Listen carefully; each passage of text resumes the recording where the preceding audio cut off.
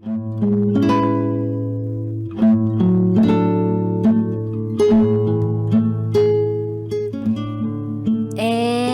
now, it's time for DJ Rocky's Secret Files.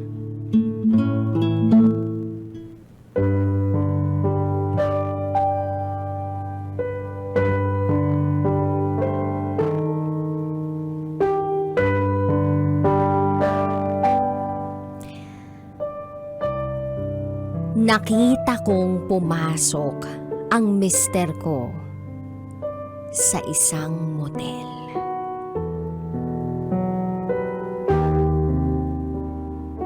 Hi DJ Rocky. Hindi ko alam kung paano ko sisimulan ang storya ko, pero eto ako. At least merong lakas ng loob para magbahagi ng storya ko. Itago mo ko sa pangalang Sweet. At ito ang aking secret file. 24 years old na ako. Meron akong 4 na anak. Pero 3 na lang po yung anak ko na nandito ngayon sa Earth. Kasi yung pangatlong anak ko, nasa heaven na.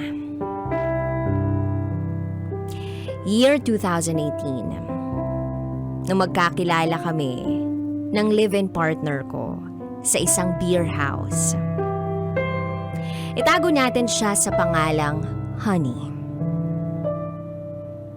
Ang background niya, meron siyang unang kinakasama. Pero hiwalay na sila, 2 taon na. Meron silang anak, 1. And, ayun, eventually, naging kami.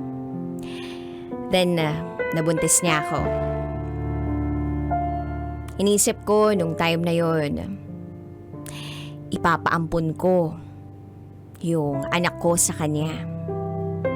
Since hindi niya alam na nabuntis niya ako. 2 to 3 months na yung bata sa tiyan ko noon.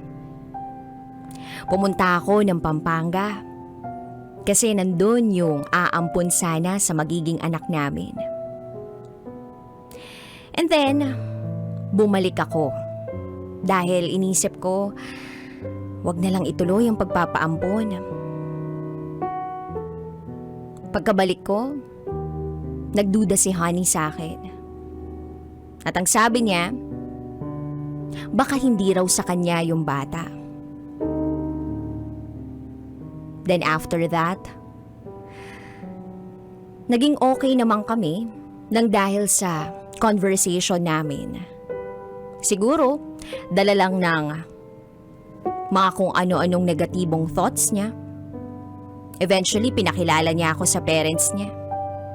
At ang sabi ng mga magulang niya, ay ipapakasal nila kami. Para wala na raw habol yung una niyang kinakasama. And then, few months after, 7 months na ang bata sa tiyan ko, biglang bumalik yung una niyang asawa. At nagkabalikan sila. Iniwan niya ako. At nalaman ko na merong nangyari sa kanila nung gabing yun na magkita sila. 3 days ang itinagal ko sa bahay ng kapatid niya. Then umuwi na ako ng probinsya namin. Ilang araw ang lumipas, umalis na yung babaeng una niyang kinasama. And then bumalik siya sa dati niyang routine. Para siyang pakawala. And then nung araw na umalis yung babae, pinapupunta ko siya sa probinsya. Pumunta naman siya. And then doon, nanganak ako. Kaya lang, isang araw lang itinagal ng anak namin. Kinuha rin siya ni Lord. Dala na siguro ng depression. Fast forward to 2021. Akala ko magiging okay ang pagsasama namin dahil marami kaming challenges na hinarap noong mga nakaraang taon. Buong tiwala ko, sinubukan kong ibalik para lang maging okay kami. Okay naman talaga yung pagsasama namin eh. Hanggang sa dumating yung araw na hindi ko akalaing mangyayari.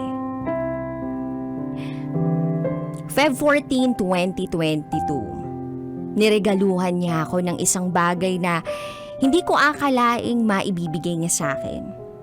Halos maiyak ako kasi first time yun. Then Feb 15, 2022, naipuslit ko yung cellphone niya. May nakita ako. Chat ng isang babae. Nag-reply ako doon sa chat ng babae at nagpanggap ako na ako ang mister ko. At doon na gumuho ang lahat ng pagtitiwalang sinubukan kong ibalik at buuin para sa kanya.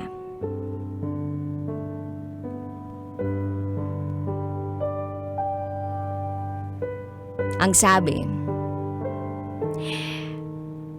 "Baby, I love you." Nagulat ako. Nanginig ang mga tuhod ko. Pinagpawisan ako ng malagkit dahil sa mga nakita ko. Galit na galit ako. Hindi ako makapaniwala. Akala ko okay kami. So, kinumpronta ko ang mister ko. At ang sabi niya, wala raw yun. Bisyo lang daw ang meron sila nung babaeng yun. Yun lang daw yung koneksyon nilang dalawa. Dahil parehas silang gumagamit ng ipinagbabawal na droga. Well, ako naman itong si Tanga. Naniwala ako. Dahil sabi niya, hindi naman daw niya uulitin. And then, weeks after, nag-ala, NBI ako. Nabuksan ko ang FB account ng girl. At doon ko nabasa lahat ng conversation nila. At hindi nga ako nagkamali. Palusot lang pala yun. I love you eh. Sinusubukang labanan ng utak ko yung sinasabi ng mister ko sa akin. Hindi raw naman totoo yun eh. Yung babae lang daw ang nagsasabi ng ganun sa kanya. So sinundan ko ang mister ko sa kanyang galaw. One day, nakita ko ang mister ko na pumasok sa isang motel. Ang dahilan na naman niya, bisyo. Kaya, doon daw sila nagkita ng babae. Tapos, ang matindi dito, etong si girl, hingi ng payo kung kani-kanino. By the way, meron po kaming mga common friend, kaya kilala ko rin yung babae. Sabi naman daw ng mister ko doon sa girl, sa una, hindi naman daw ito seryoso. Pero habang tumatagal, parang nagugustuhan na raw nito si girl. Nung tinanong ko yung mister ko, hindi naman daw totoo yun, wala raw katotohanan yun.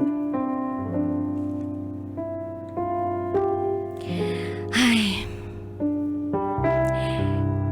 ang sakit-sakit, DJ Rocky. Hindi ko tuloy alam kung sino bang paniniwalaan ko. Etong mga common friends namin, ang mister ko, o yung babae na umamin na?